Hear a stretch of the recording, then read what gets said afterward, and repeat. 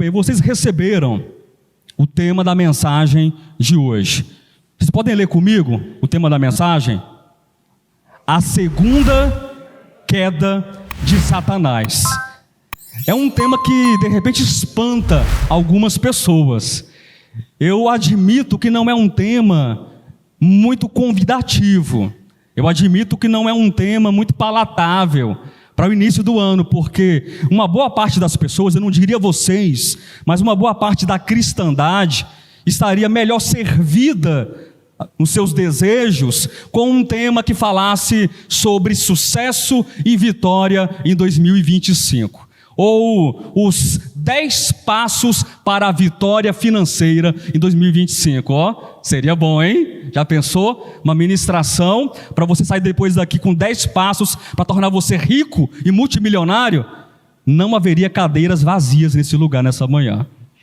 E esse tema que eu não propus nessa virada de ano, mas há muitos meses atrás, eu já sabia que seria um tema que causaria, de repente, uma certa repulsa, ou causaria, de repente, uma pergunta. Mas por que, pastor Josué? Você geralmente começa o ano, a primeira reunião geralmente é você quem ministra, e por que você não traz os 10 passos da vitória para a gente? Porque existe uma vitória muito maior do que essa, a financeira. Porque existem coisas muito mais importantes do que muita gente tem propagado por aí. E a mensagem de hoje, embora cause inicialmente alguma estranheza, é uma mensagem que nós precisamos mais uma vez ouvir. É uma mensagem que nós precisamos mais uma vez permitir que o nosso coração acolha e receba nessa manhã. Amém, queridos? Olha só, a segunda queda de Satanás. Há 3 textos que eu preciso ler para vocês nessa manhã. Mas antes, eu separei, junto com o Henrique, um comentário que eu mandei para vocês, que eu quero compartilhar. Coloca na tela, Henrique. O Evangelho de Deus. Quantos amam o Evangelho de Deus? Diga amém. E nós somos convidados, queridos, não apenas na reunião de hoje, mas somos convidados diariamente a considerarmos o valor, a considerarmos a grandeza, a considerarmos a importância, a influência e a atuação do Evangelho de Deus em nossas vidas. E hoje não é diferente.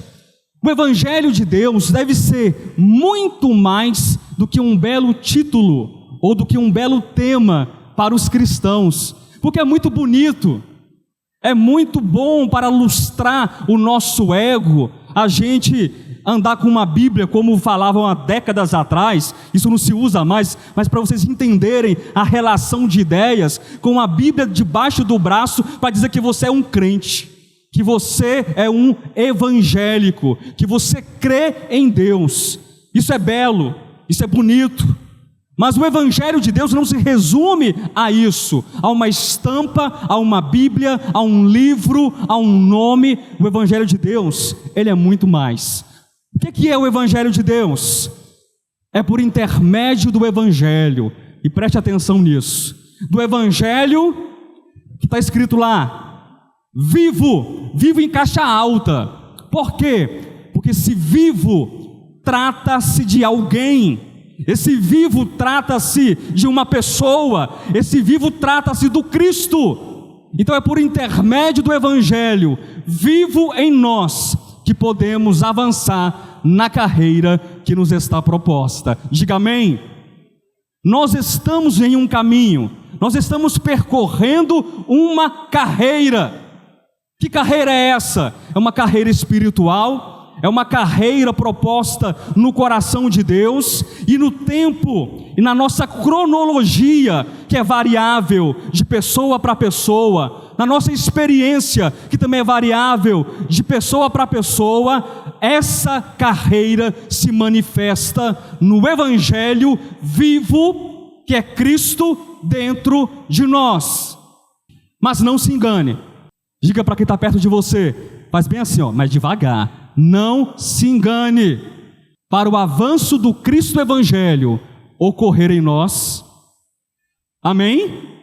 Você quer que esse Cristo Evangelho, ele avance, ele cresça, ele aumente, ele ganhe dimensões cada vez maiores de você? Você quer que isso aconteça? Então você não pode se enganar. Não se engane, para o avanço do Cristo Evangelho ocorrer em nós. É necessário. Diga, é necessário. É necessário, escuta com atenção, fazermos o culto da prosperidade. É necessário fazermos a campanha da libertação dos caroços. Não. É necessário o quê? Contemplarmos. O que é contemplar? Contemplar, Marcinho, é muito mais do que simplesmente e meramente ver. Contemplar é você observar fixamente, com entendimento e com consciência, e entender um fenômeno, um objeto, um evento ou algo que esteja acontecendo. Quem está entendendo, diga amém. É necessário nós contemplarmos a segunda queda de Satanás. E aí de repente você pensa, mas segunda queda de Satanás? O Almir brincou antes da reunião acontecer. Caiu a primeira, já não deu certo, né, Almir? E aí vai cair a segunda vez. Só que essa segunda queda de Satanás, ela é outra, completamente outra.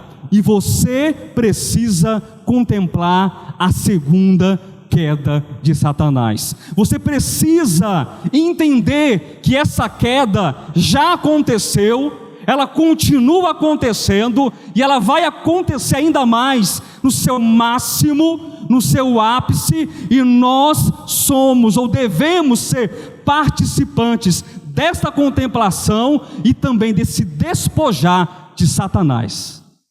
Nós somos convidados a sermos participantes dessa derrota também de Satanás. Há 3 textos nas Escrituras que eu preciso compartilhar com vocês nessa manhã. E eu preciso realmente, queridos, ler com vocês os 3 textos. Eu não posso só citar, eu não posso apenas parafrasear. Eu preciso que você leia. Primeiro texto, Isaías, capítulo de número 14. Nós iremos ler os versículos 12, 13 e 14.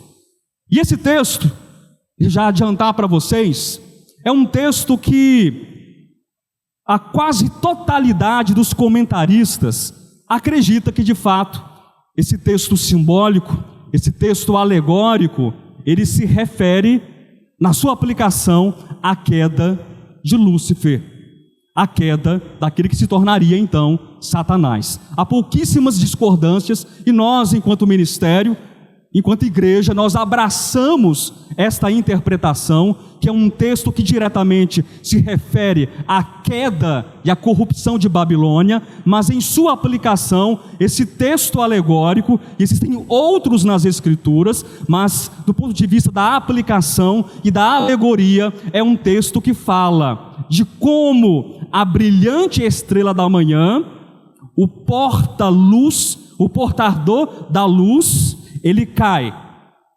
Acompanhe na sua Bíblia. Versículo 12. Como caíste do céu, ó estrela da manhã. Na Vulgata se leria Lúcifer. Como caíste do céu, ó estrela da manhã, filho da alva. Como fostes lançado por terra, tu que debilitavas as nações, tu que dizias no teu coração. Preste atenção, eu sei que você conhece o texto, mas esse texto precisa falar novamente conosco. Tem gente que fala assim, mas por quê? Vocês repetem tanto e tanto e tanto, e tantas vezes a mesma palavra e o mesmo texto. Tem um texto mais para o final da reunião que eu vou pregar, que eu vou anunciar novamente, que eu vou ler com vocês, que eu vou citar, e praticamente toda vez que eu prego, uma vez por mês, eu cito esse texto. Aí eu estava pensando, Por que será que eu repito tanto os mesmos textos e as mesmas ministrações?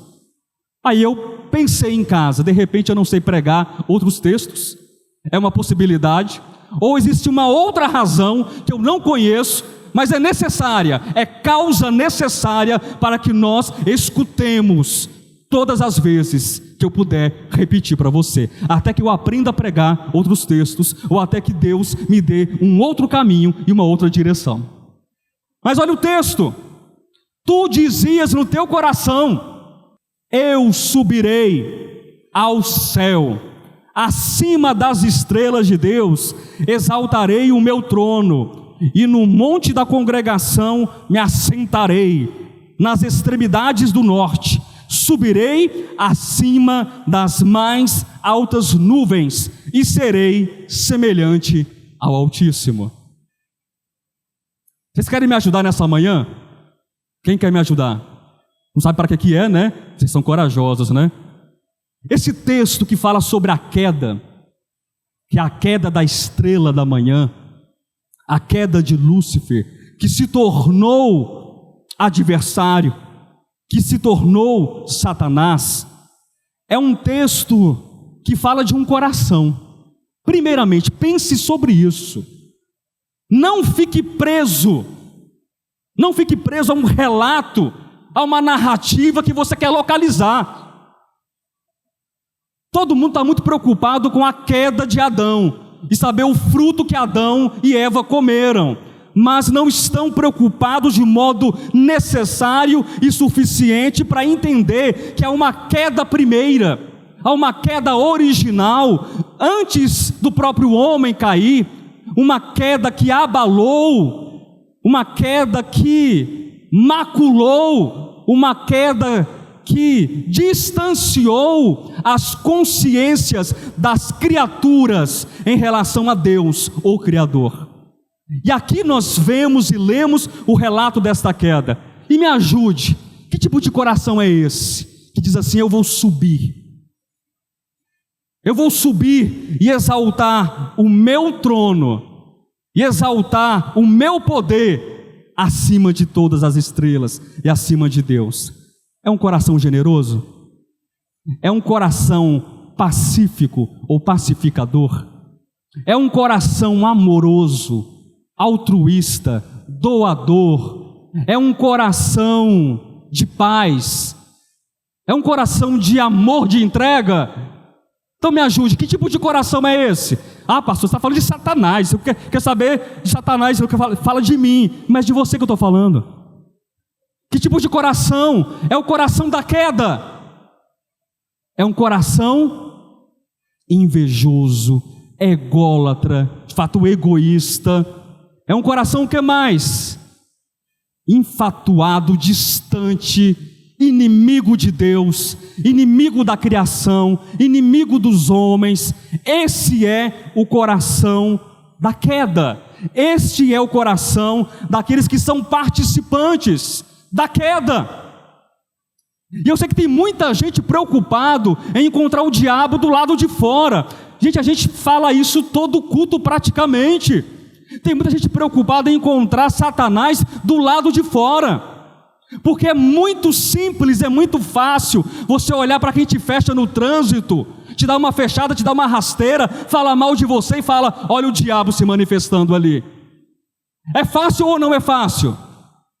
É muito fácil você olhar para fora, em qualquer lugar onde existe crueldade, inimizade, porfia e uma série de coisas, e apontar o dedo e dizer: eis o diabo manifesto. Mas é tão difícil você olhar para dentro, é tão difícil, é tão doloroso você olhar para dentro e entender que há uma consciência ainda caída dentro de nós. É tão difícil reconhecer que existe uma consciência satânica, adversária de Deus, do seu propósito e dos homens, que ainda reside dentro de nós. É difícil encarar. Então as pessoas olham para fora, olham para o texto, consegue saber o endereço do texto e diz assim: tudo bem, eu sei citar de cós salteado o primeiro texto, a primeira referência da queda de Satanás. Parabéns para você. Isaías capítulo 14, né? Que bom. Versículo 12, versículo 13, versículo 14. Mas esse ministério tem um entendimento claro, tem uma construção do evangelho orgânico que entende o seguinte, preste atenção, que Satanás é muito mais do que uma entidade, muito mais do que um ente, muito mais do que uma personalidade, do que uma individualidade. Eu não sei que tipo de ser é ele, a não ser daquilo que a Escritura me diz. O querubim, o anjo da guarda, ungido, conforme diz Ezequiel também 28, perfeito nos seus caminhos, lindo, dotado de ciência, de conhecimento. Mas Satanás é uma consciência. Quem entendeu, diga amém. Satanás é uma consciência que atravessa o tempo. Satanás é uma consciência que preenche mentes. Satanás é uma consciência que é adversária de Deus e está presente em todos os lugares e em todos os momentos da história, desde o momento da queda. E aí você pensa então, e agora? O que fazer? Porque se eu soubesse onde o diabo mora, seria muito fácil. Nós iríamos criar toda a ciência humana, e nós temos ciência, viu pessoal? Temos muita ciência. Nós iríamos fazer como os caça-fantasmas.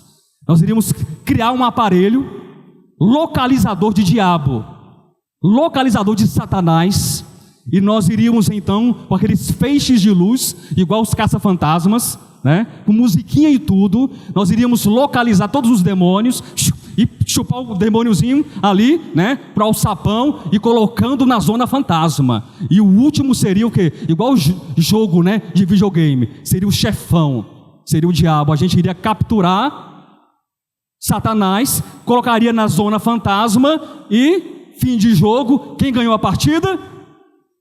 Nós. Mas o problema não é resolvido assim. O problema da queda é um problema pneumato psico-bio-social.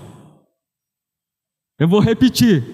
O problema da queda é um problema pneumato psico-bio-social. Pode rir. Eu também achei engraçado quando eu pensei nisso. É um problema orgânico com dimensões, manifestações e extensões físicas, biológicas, psicológicas e sociais.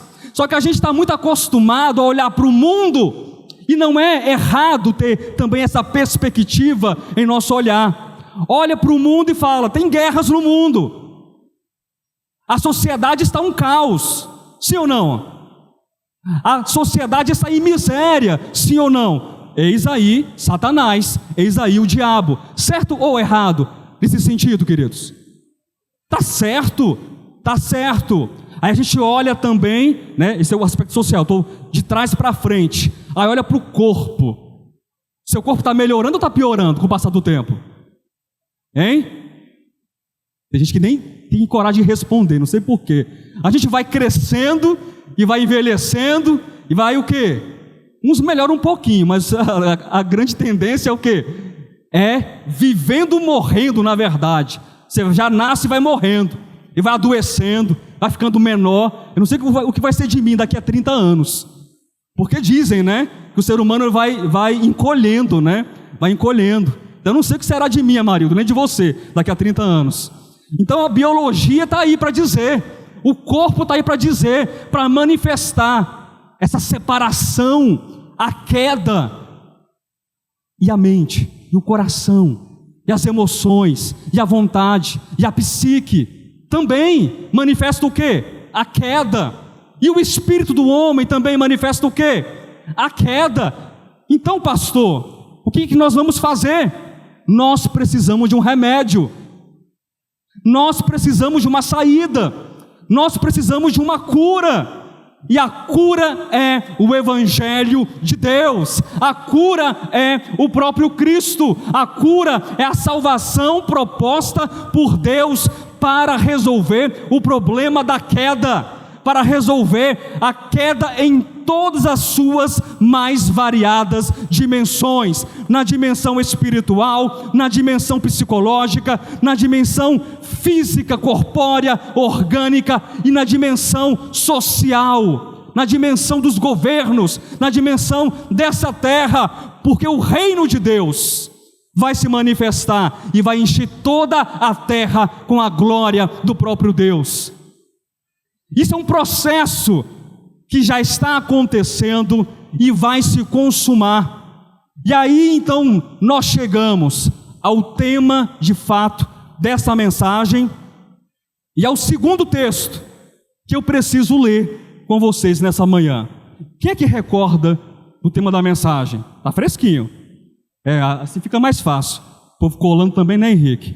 A segunda queda de Satanás. Mas tem uma segunda queda? Será que tem? Pessoal, tem ou não tem? Isso é pegadinha do pastor Josué. Tem ou não tem uma segunda queda? E esta queda nos interessa, muito nos interessa. Vocês ficaram claros que houve uma queda, uma primeira queda, aqui em Isaías capítulo 14? Mas nós vamos ler que há uma outra queda. Abra sua Bíblia em Lucas, capítulo de número 10. E eu amo muito esse texto. Depois disto, o Senhor designou outros 70 e os enviou de 2 em 2 para que o precedessem em cada cidade e lugar aonde ele estava para ir. Depois de ter colocado à prova quem queria segui-lo, depois do episódio dos discípulos querendo tocar fogo lá na aldeia de samaritanos, Jesus, calma, espera aí, pessoal, respira fundo, deixa eu resolver isso aqui com vocês. Eu não vim para destruir essa terra, eu não vim para amaldiçoar as pessoas. Jesus coloca a ordem na cabeça das pessoas ali, dos discípulos, conversa com eles, e é o versículo 1 do capítulo 10, depois disso o Senhor designou, além daqueles discípulos, outros 70, e os enviou.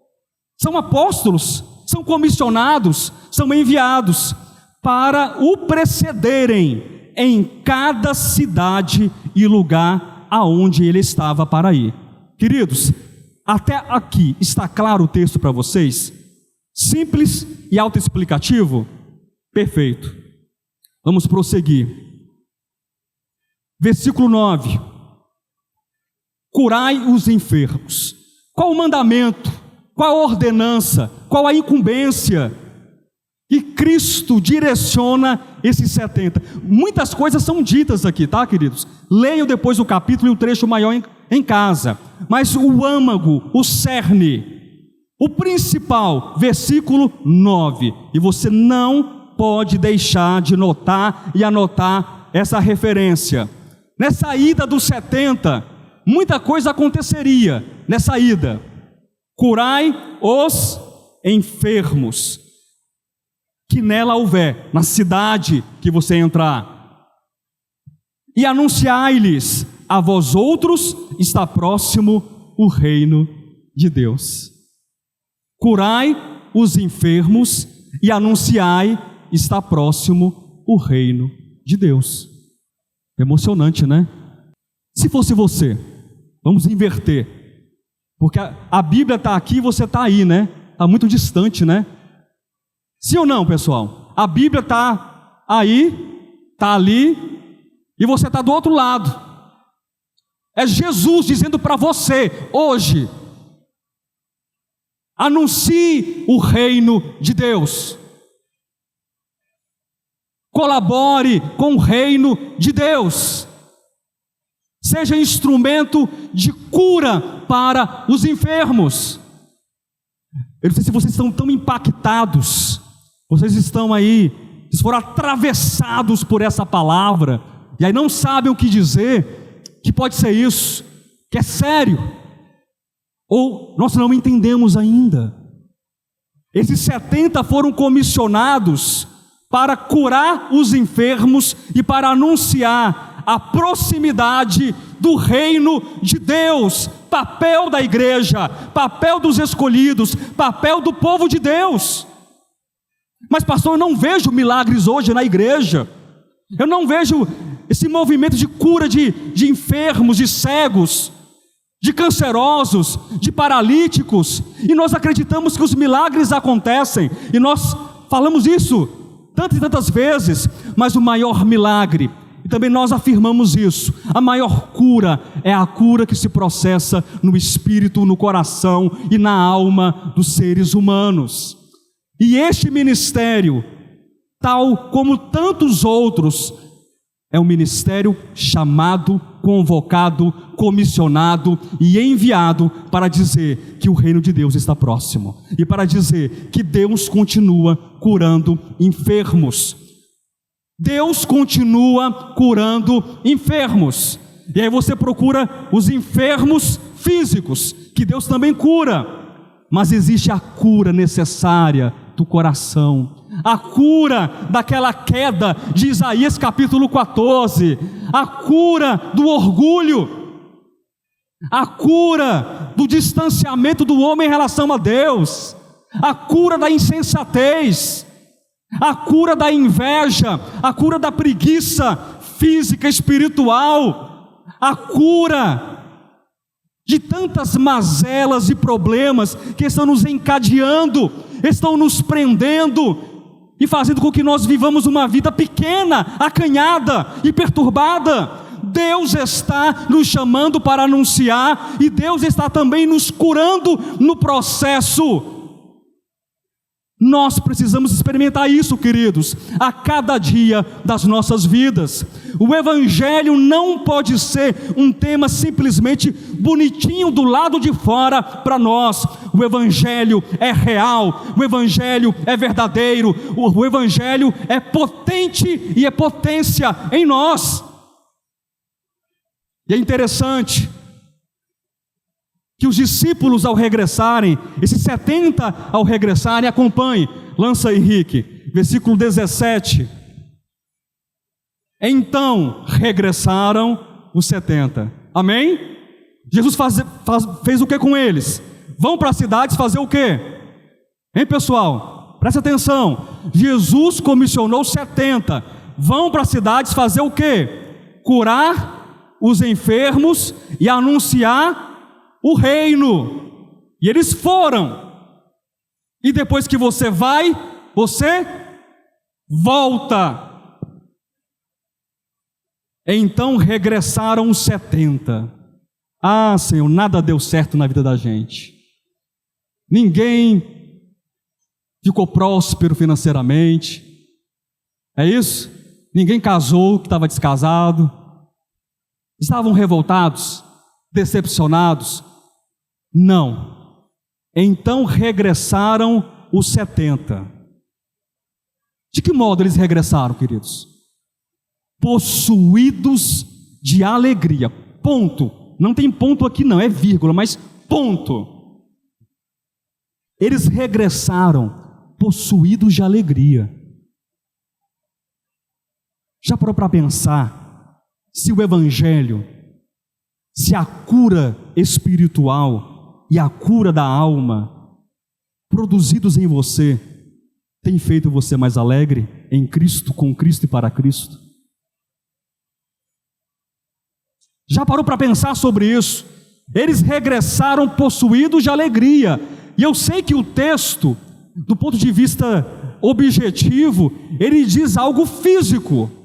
E a gente vai ver isso aqui. Mas isso também se aplica numa instância interna e espiritual para nós. Então regressaram os 70, possuídos de alegria, dizendo: Senhor, os próprios demônios se nos submetem pelo teu nome. Mas ele lhes disse. Quem é esse ele aqui, meus irmãos, que diz aos 70? Quem é que diz aos 70: Senhor, nós estamos alegres, Nós estamos felizes, nós estamos contentes, porque os demônios se submeteram ao teu nome. Aí Jesus diz alguma coisa. Jesus está dizendo para eles assim: enquanto isso acontecia, enquanto os demônios eram expulsos, enquanto os enfermos eram curados, enquanto o reino era anunciado, eu via Satanás caindo do céu como um relâmpago. Diga amém, diga glória a Deus. Eu via Satanás caindo do céu como um relâmpago. Amém? E essa queda, o que significa para nós? Não é a primeira queda que tem o símbolo da entronização do ego, a queda que estabelece o orgulho, a insolência e o distanciamento dos homens em relação a Deus. Não, essa queda agora, ela é promovida a partir do momento, e todas as vezes que o Evangelho, que a cura, que a graça, que o perdão, que a redenção de Deus são anunciados na face da terra, todas as vezes que isso acontece, numa escala local, numa escala de cidade, de país, numa escala mundial, uma escala, seja que tipo de manifestação do Evangelho sendo anunciado, de pessoas sendo curadas na sua alma e no seu espírito, Satanás vai sendo desarrolado do céu, ele vai caindo como um relâmpago. E essa queda é a queda que sinaliza que o ego está sendo vencido. E esta queda sinaliza que o ego, ele está sendo agora vencido pela cruz, vencido pelo Evangelho de Deus. E isso tem que acontecer em nós, queridos. O nosso convite hoje é de contemplarmos. Contemple que o Evangelho é vivo e atuante na sua vida. E sempre que isso acontece, esta queda de Satanás precisa ser contemplada. Não é a queda primeira que um dia aconteceu, porque ele quis ser maior, na verdade quis ser igual a Deus. Não é dessa queda que eu estou falando, mas é de uma queda em que você precisa entender com o profundo coração, com o interesse da sua alma, e confessar: existe uma resistência aqui ainda, Senhor. Existe uma parte ainda de resistência satânica e distante, mas eu vou permitir, Senhor, que o Teu Evangelho como antídoto, eu vou permitir que o Teu Evangelho como solução, que o Teu Evangelho como cura, eu vou permitir que Cristo em mim, que habita em mim, possa vencer o ego, possa vencer o império das trevas. Isso está acontecendo, amém? Isso está acontecendo. Então nós vimos duas quedas. Qual foi a primeira queda? A queda de Isaías, capítulo 14, que sinaliza o quê? A entronização do ego. Quem entendeu, diga amém. Nessa queda, que há um comércio, há uma fofoca, há uma contaminação nos céus, que Satanás, que o Lúcifer diz: Deus não é tão bom assim como vocês pensam. Na verdade, Deus não quer repartir a autoridade, Deus não quer repartir o governo, porque se Ele fosse tão bom, Ele não faria o que faz com vocês, mas eu sou bom, eu vou repartir, eu vou ser o doador da autoridade do governo. E essa mentira que profanou a santidade do nome de Deus, essa mentira entronizou como um estandarte o ego de todas as criaturas satânicas e de uma consciência satânica com o ego entronizado. E essa mancha que maculou o universo durante muito tempo, aparentemente, eu disse aparentemente, ficou sem resposta. Porque Satanás aparentemente está vencendo. Satanás aparentemente, ele disse a verdade. Deus não é bom. Deus deixou a criação entregue ao léu. Essa queda de Isaías, ou dita por Isaías, ela pode ser compreendida por um conceito. Eu quero compartilhar, acho que a segunda, talvez terceira vez que eu menciono esse conceito grego. E não é importante você memorizar o nome do conceito, mas é importante você entender que isto acontece, que isso aconteceu em Isaías 14 e continua acontecendo nas histórias daqueles que se colocam numa consciência caída contra Deus. Há um termo grego chamado híbris, que significa desmedida ou desmesura.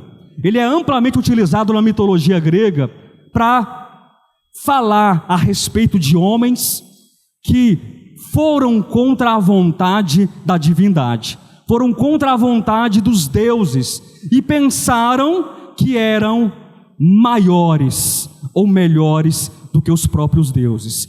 Homens que não enxergaram a sua limitação, homens que não enxergaram o seu tamanho. E a híbris, ela produz a hamartia, que vocês todos conhecem, que significa pecado numa tradução livre, que é errar o alvo. E o que isso tem a ver conosco, pastor Josué? O grande problema da queda, o grande problema da entronização do ego, é que este problema faz com que nós tenhamos a experimentação desse conceito também em nossas vidas. De achar que nós somos alguma coisa sem Deus. De achar que nós podemos fazer alguma coisa sem o nosso Criador. E a gente vai vivendo a partir dos nossos apetites, a partir dos nossos desejos, a partir dos nossos sonhos, fantasias e encantamentos.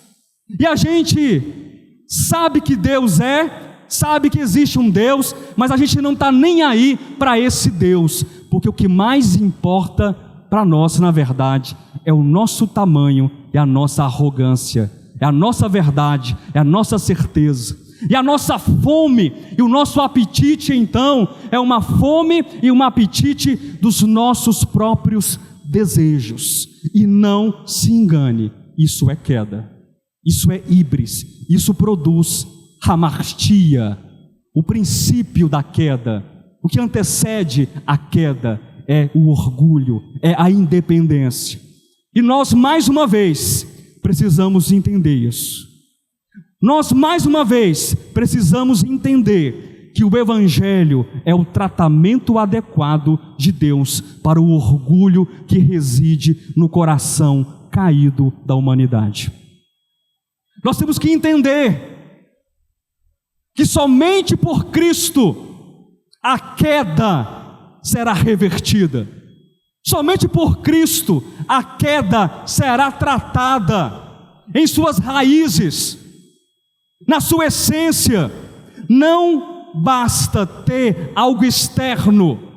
Muitos já tentaram antes. Se vocês lerem a história da filosofia, desde o nascimento da filosofia na Grécia Antiga, existem dezenas e dezenas de postulados sobre ética, dezenas e dezenas de postulados sobre a moral, o que o homem deve e o que o homem não deve fazer.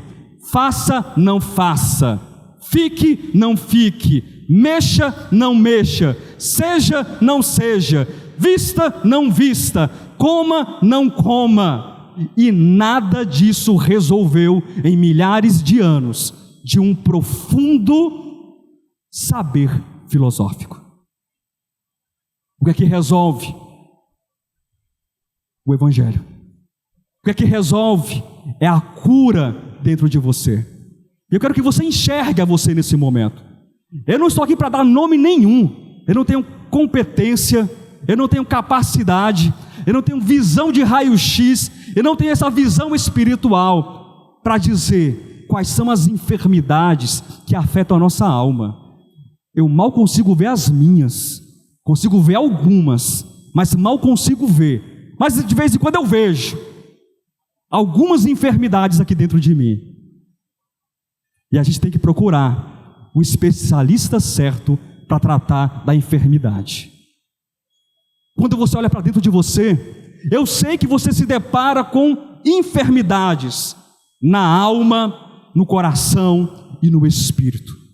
Quando eu digo coração, eu não estou falando de veia e artéria entupida, não. Eu digo de orgulho, insolência, insensatez, uma força desmedida para atropelar as pessoas, para vencer, para humilhar as pessoas. E nós precisamos recobrar o juízo. Nós precisamos ter casamentos melhores. Nós precisamos ser pessoas melhores. Nós precisamos ser uma igreja melhor, um ministério mais adequado para Deus no século 21.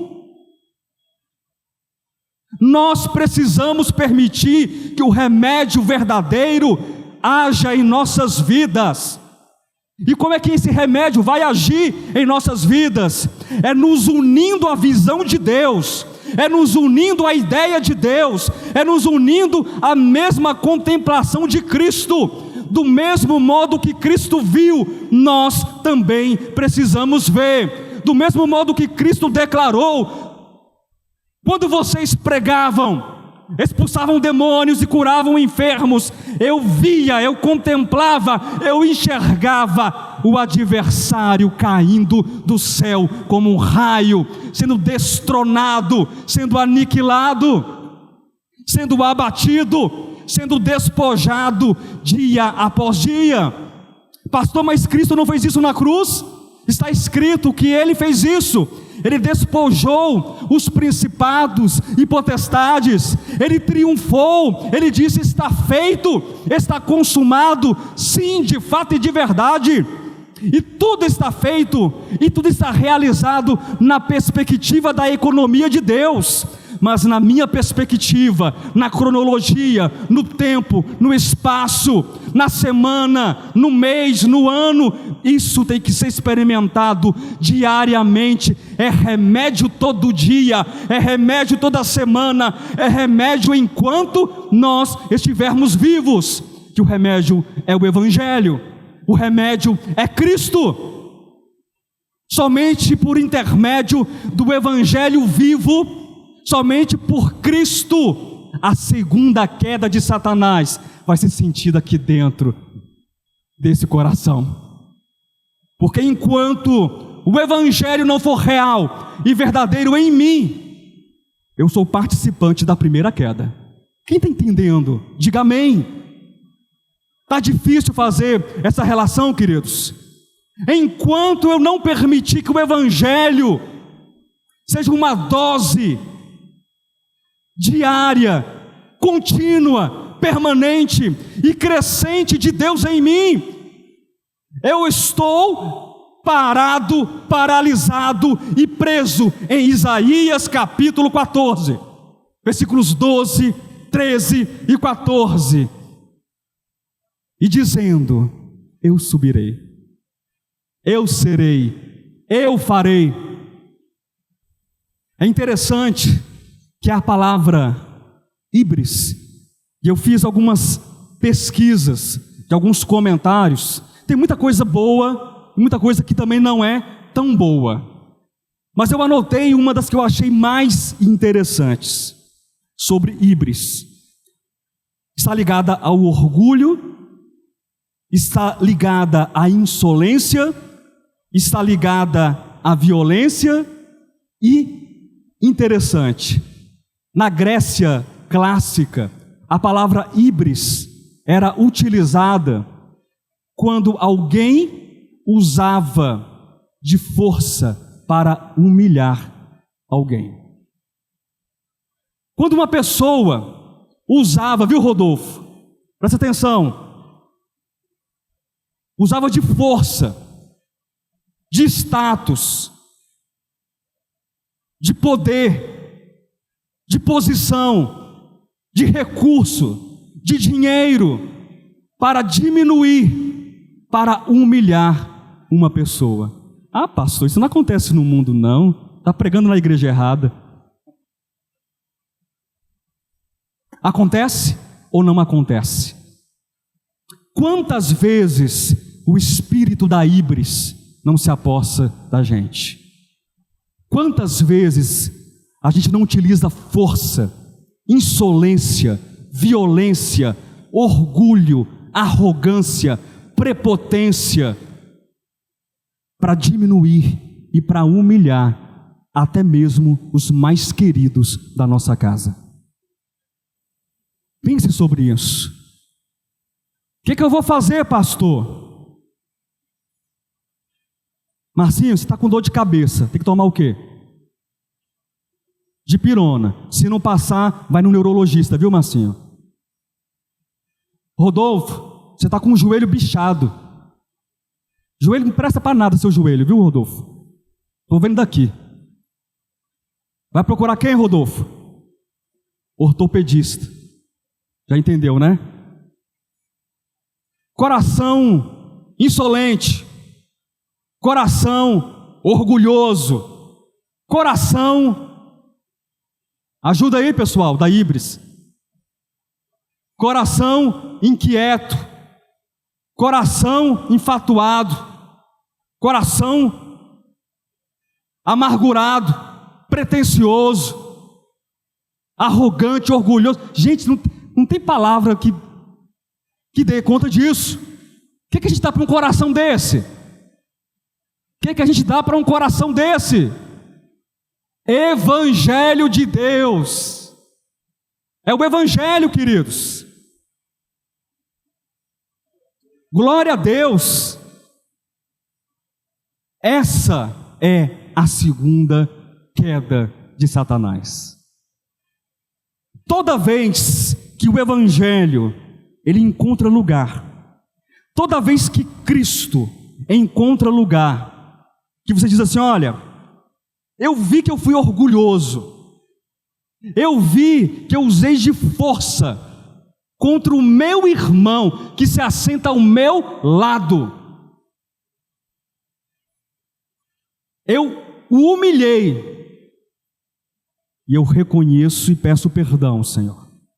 Quando isso acontece, o reconhecimento e o pedido de perdão a Deus e ao próximo, o Evangelho, gota a gota, dose a dose, medida após medida, é injetado no teu espírito e no teu coração. Mas é uma questão de decisão, é uma questão de dizer: eu não quero estar vivendo na entronização do ego. Dessa queda eu já entendo, dessa queda eu já participei durante muito tempo, eu sou pós-doc nessa queda. Se Satanás não tivesse caído primeiro, seria eu lá. Exagerado, né? Forçação de barra, mas é para você entender. O nosso coração é assim. Eu preciso aprender que existe um outro caminho. Eu preciso aprender que o Evangelho está sendo anunciado por mim, mas o Evangelho está sendo vivido em mim. Diga amém. E aí é uma segunda palavra. Eu disse que é um conceito grego que explica a primeira queda. Qual o conceito? Quem se lembrar pode falar. Híbris. E há um segundo conceito que explica a segunda queda. A segunda queda, entenda, é a queda onde o nosso ego, ele é o quê? Aniquilado. O nosso ego é o quê? Vencido pela cruz e pelo Evangelho. Quem está claro disso? Quem está claro? Amém? Então qual o conceito? Primeira vez que vocês vão escutar esse conceito em 2025, kenosis. É em 2025, né? Porque nos anos anteriores, esvaziamento. Eu notei algumas palavras também. Essa queda de Satanás, que é a queda do meu ego. Entenda isso, amém? É a queda, é a destituição do meu ego. É Cristo me vencendo, é o Evangelho me vencendo. É esvaziamento, é entrega, é despojamento. E aí eu anotei, eu achei isso lindo, gente. Se quiser anotar, anota de verdade. Anota de verdade. Eu procurei também em alguns significados que kenosis, no seu sentido original, significa se privar de força, ou se privar da força. Isso é kenosis. Quem entendeu? Pelo menos a expressão kenosis é se privar de força.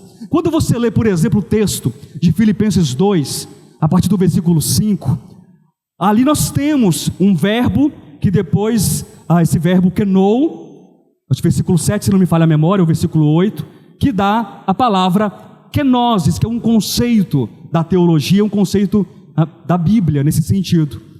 E é o esvaziar-se. Ele se esvaziou, o Cristo se esvaziou, mesmo subsistindo em forma de Deus, não julgou por usurpação o ser igual a Deus. E eu fico estupefato, eu fico embasbacado, quando eu lembro, ou quando eu paro para pensar na história da encarnação. A gente teve aqui uma apresentação, eu estava à distância, mas eu assisti toda a apresentação, eu aguardei do início ao fim a nossa cantata de Natal. Eu fico tomado, sabe, de surpresa. Deus, quem é que explica Deus aqui? Alguém se garante para explicar Deus? Alguém dá conta de explicar Deus aqui? Deus cabe em que lugar? Deus cabe em que lugar? Mas por que então Ele decidiu entrar dentro de um ventre? Deus é de que tamanho? Mas por que então Ele decidiu no tempo e no espaço, Rodolfo, na cronologia, entrar no ventre de uma mulher, de uma virgem, e aquele ente, a divindade, que não pode ser contida, não pode ser medida, não pode ser explicada, é envolvida por células, por tecido, por pele, por nervo, sangue, ossos, e ele entra ali no tempo, e ele nasce, e nasce dente nele também, e ele cresce, tem dor de barriga, e rala o joelho, e aquele que é o provedor da vida pessoal, presta atenção nisso, Ele é o provedor da vida, mama no seio de uma mulher. Gente, eu não consigo entender um negócio desse. Mama no seio de uma mulher. Ele precisa do quê? De nada. E aí que nós temos o sentido de kenosis, de esvaziamento, de se privar da força. Ele se priva, ele não deixa de ser Deus, amém?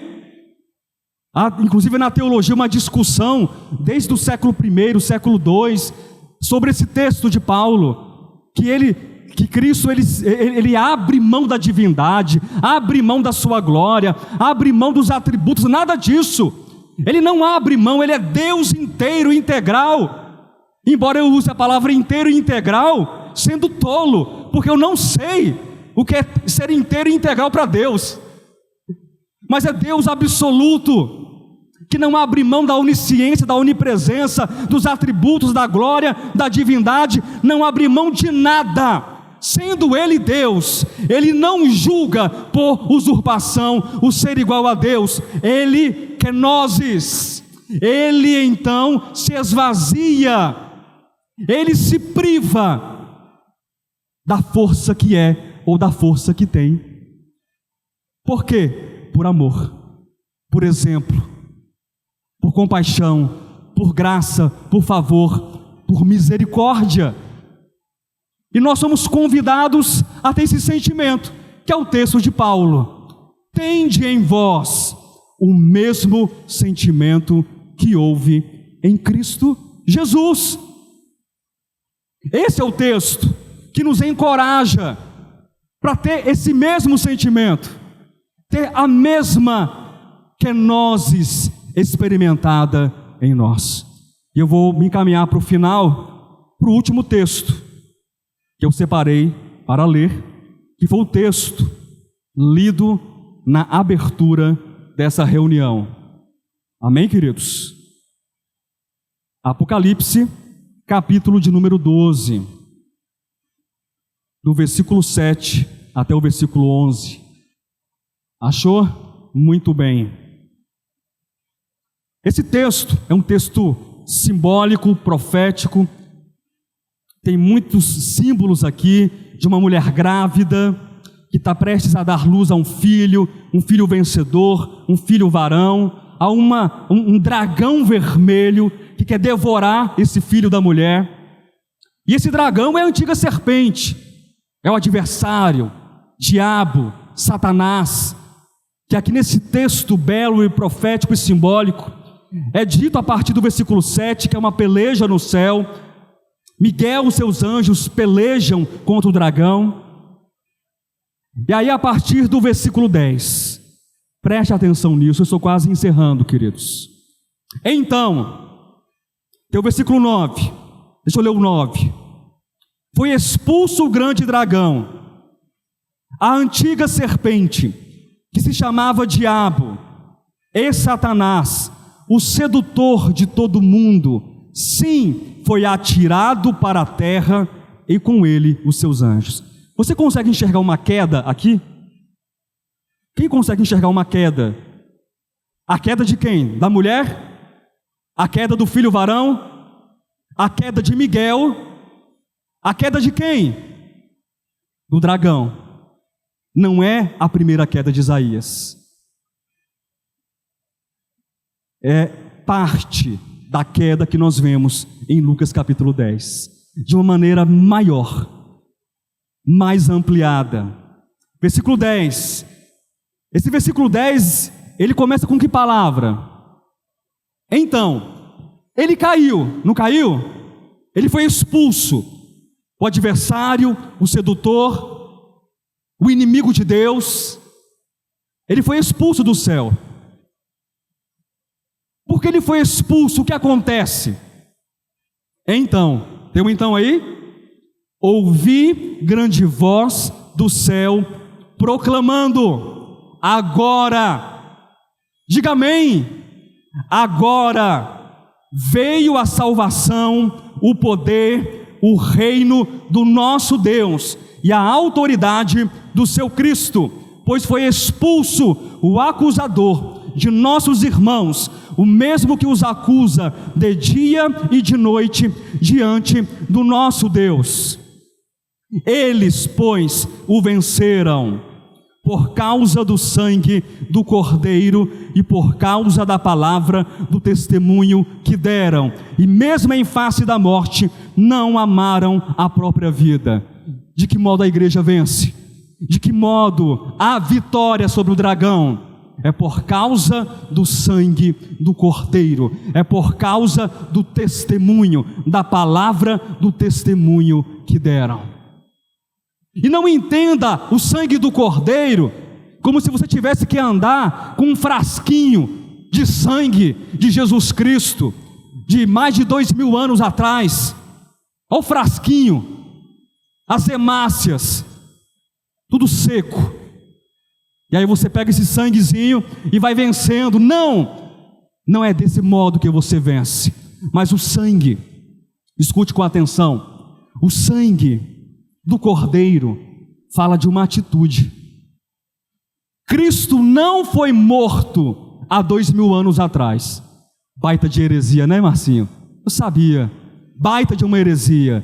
Cristo não foi morto há 2000 anos atrás. O Cordeiro de Deus foi morto antes da fundação do mundo.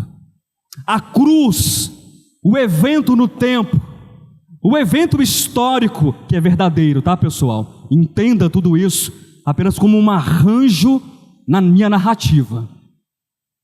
A cruz é verdadeira, o evento é verdadeiro, mas o princípio da cruz, a mente da cruz, a ideia da cruz, o princípio da cruz é eterno. A entrega não começou há 2000 anos atrás. A doação não começou há 2000 anos atrás. O sangue não caiu há 2000 anos atrás. Não foi vertido há 2000 anos atrás, mas foi antes da fundação do mundo.